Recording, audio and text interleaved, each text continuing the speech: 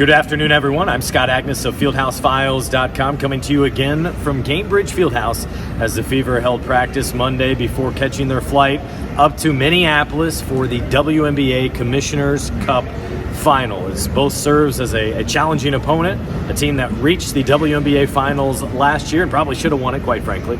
And more than that, though, it serves as a measuring stick and, as the players are excited about, the bag, the money that is on the line. The winning team receiving $500,000 to be split among the players on the roster. So there's no bigger enticement in this mid-season, early season tournament than the money that is on the line for some of these players who are not making over six figures in this league. Now, we weren't able to watch much or really any of practice. They were gathered in the huddle at midcourt by the time media was allowed in. Caitlin was out there in her regular practice attire, was moving around fine, but I'm guessing she is at best questionable going into the Commissioner Cup Final. Again, they're going to lean on the medical staff and they're going to lean on taking the long-term approach, because you do not want this injury, that left quad strain, you do not want to drag out. But already she has missed 7 games, but that's certainly the number one thing we're all watching headed into the Commissioner's Cup Final.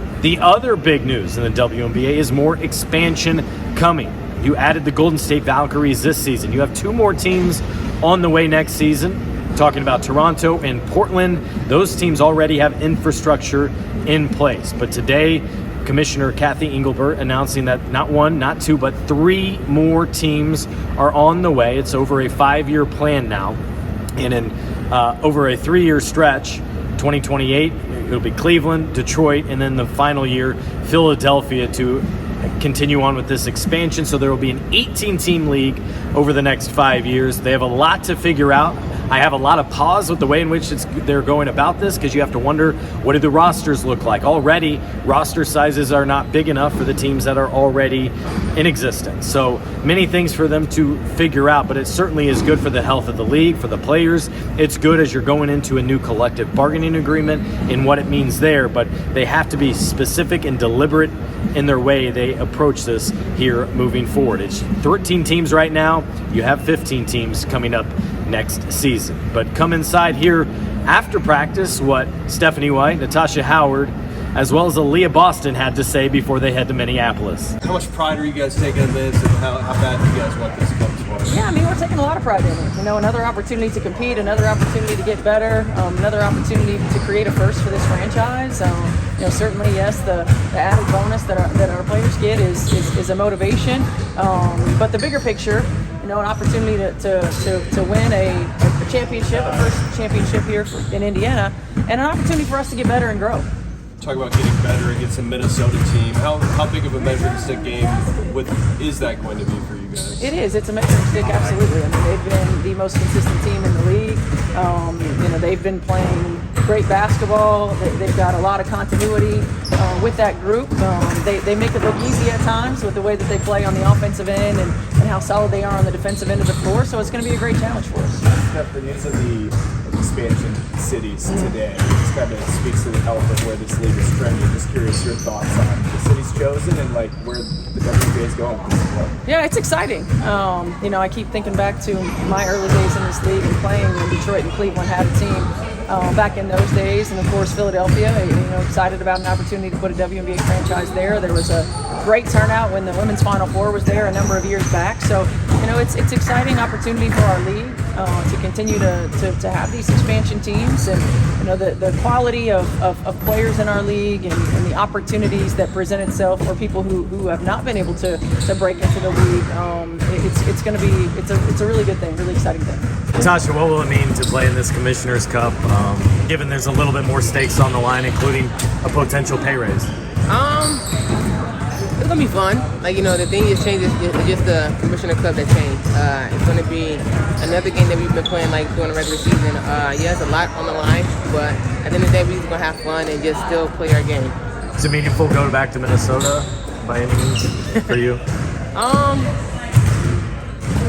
Yeah, it is. You know, I won a championship there in 2017, so kind of bring back good old memories though. But other than that, I'm there for business and I'm there for my teammates. So. What do you think about the Lynx, just how they've been this season, and like the good measuring stick for you guys as well? They've been good. far this season, how they like the way they play, how they got great players. But it's going to be a good game when we play them on tomorrow. We have good talent as well, so it's going to be a good game Tuesday night. What has stood out to you about the way in which this team has tried to come together in the last couple of weeks, given all the various disruptions that you guys have had? This is how we stick together, like how we fight until the end. We don't give up. We stay battling no matter what. If we win or lose, we like we're gonna always stay together, and we gonna go back and watch them and just figure out the things that we need to work on and the things that we are already good at, and just keep building. After this game, you guys will have a 5-game homestand. Are you guys viewing that as, hey, here's a real opportunity to make up some lost ground? Absolutely. Like, it feels good to actually play at home, be in your own bed. So that's a good thing right there for us, and actually do what we need to do for our bodies and make sure we're ready for the 5 game that we have at home coming up. Yeah, it's super important, obviously, to see where we match up against Minnesota, because obviously they're a great team, and there's also money on the line. So making sure that you want to leave with the bag. And so for us, it's about focusing on what we need to do, make sure we're playing defense. Obviously, Minnesota, they move well without the ball, they defend well, so we just have to make sure we play an all-around great game. Have you talked about the bag as a team? That's the goal right here. I mean, when there's money on the line, what else are you looking at? Is that about what you might use it on? No, it's probably, once it hits my account, like Mama Boston's she's gonna look at that, so that'll be her job.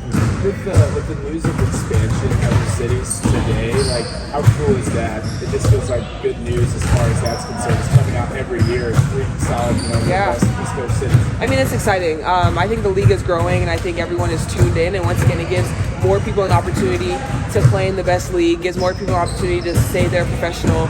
And so for us, this is great. This is great. So everyone that gets drafted to these teams, I mean, it's just about coming in and continue to do what you do. How about Minnesota and the task that you guys have at playing tomorrow? Yeah, Minnesota's a great team. They move well. Obviously, they have Fee, and their guards do a great job spacing the floor. And so for us, it's about playing that team basketball. Make sure we're moving the ball, making sure they have to work on the defensive end, and then also make sure we're getting stops, because obviously they can score at any angle. What makes Nafisa so difficult to slow down a little bit? Yeah, I think Fee's just a great all-around player. I mean, she has that post-up. She can play the 3, she can play the 4, depending on advantages. Obviously, her fadeaway is pretty great. So for us, it's about making sure we just contain her. I mean, great players are hard to stop. It's just about making sure that you contain them and make it hard. Not only is it the commissioner's club, but is this a good measuring stick for you guys? Absolutely. At this point too? Absolutely. I think this is great. Like I said, they're a great team. So for us, we've had some ups and downs throughout this season already with some games, and so it's making sure that, listen, when you come out here, you have to be ready to go, because Minnesota is that team that you have to make sure you're ready from the jump. How more comfortable do you feel from a finishing perspective in this season compared to your past years in pros? Yeah, it feels pretty great. I think coming into this year, it started off a lot better than last year. And then obviously my rookie season, I feel like your rookie season start, it's always just going to be your rookie season start into this league. And so for me, that was my goal coming into this season, was making sure that I'm consistent around the basket, because the players that we have, the way that our guards can pass the ball, Caitlin can pass the ball, making sure that when I get in the position to get it, I'm able to score. When your offensive work was happening, how much of it was that kind of stuff, and what did you do to kind of improve those areas? I mean, it's just practicing and going up against people, playing games, just to make sure that, listen, when you have to be able to finish around different type of defenses depending on how they're playing. And so for me, it's about patience. Sometimes I get in the habit of rushing myself, and that's where some of my shots fall off on the side. And so for me, it's about understanding where the defense is coming from and just taking my time and finishing. Patience requires time. Like, are you thinking, or is it coming naturally? I mean, most of the time I'm thinking before I even catch it on how I'm seeing them and how I'm feeling them. And so once I get it, it's just go. You mentioned your mom. What wisdom has she given you throughout life that she was carrying you throughout your career? Ooh, I feel like my mom has given me a lot of wisdom. When it comes to basketball, I feel like for her, it's just about giving myself grace. And sometimes I tell her, like, I'm tired of giving myself grace, like I need to get it. And then when it comes to life, like, I think just make sure that I keep God first in everything that I do, because my life is so unique the way I started, and to be here, like, God has just opened so many doors. And so for me, it's just make sure I keep him at the forefront. On the expansion thing, is that something you guys talk a lot about right now, or are you so deep in your own season that? I mean, it's something that we know, like we know, and so I think now that especially it's announced, it's super exciting for that. But I mean, right now we're focused on it.